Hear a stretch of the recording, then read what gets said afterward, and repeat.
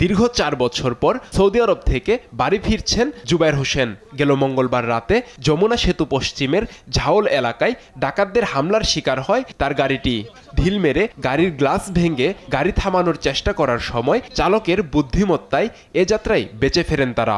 মহাসড়কে আমাদের নিরাপত্তা চাই। আসলে দেখেন এই যে একটা এটা গাড়ির উপর দিয়ে গেছে, যদি প্যাসেঞ্জার অথবা আমার মানে যানের উপর দিয়ে যেত তাহলে যানবাহনের নিরাপত্তা কোথায় আছে?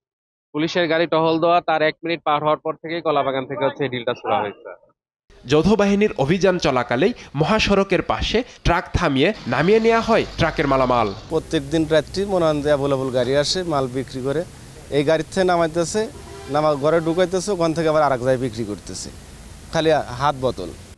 আমি হানিফ হোসেন বাবু, সিরাজগঞ্জ পৌর বিএনপির নেতা হানিফ হোসেন বাবু, 7 নং ওয়ার্ড বিএনপির সেক্রেটারি।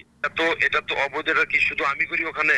আমার পয়েন্টের সামনে ওই পাশে 2টা পয়েন্ট আছে, আমার পয়েন্ট থেকে তাকায় দেখেন ব্রিজের ওই পার 2টা আছে। যাত্রীদের নিরাপদ রাখতে যমুনা সেতু পশ্চিম গোলচত্বর এলাকায় চেকপোস্ট বসিয়ে অভিযান শুরু করেছে যৌথ বাহিনী। পুরো মহাসড়ক জুড়ে জোরদার করা হয়েছে সেনাবাহিনীর টহল। এমন অভিযানে কিছুটা স্বস্তি ফিরবে বলে আশা যাত্রীদের। যেহেতু সেনাবাহিনীরা এই উদ্যোগটা নিছে, সবার যাত্রীদের সুবিধা এটা, সেহেতু আমরা নিরাপদ বোধ করব। এগুলা যে অভিযান হয় আমাদের জন্য ভালো, যাত্রীদের জন্য ভালো।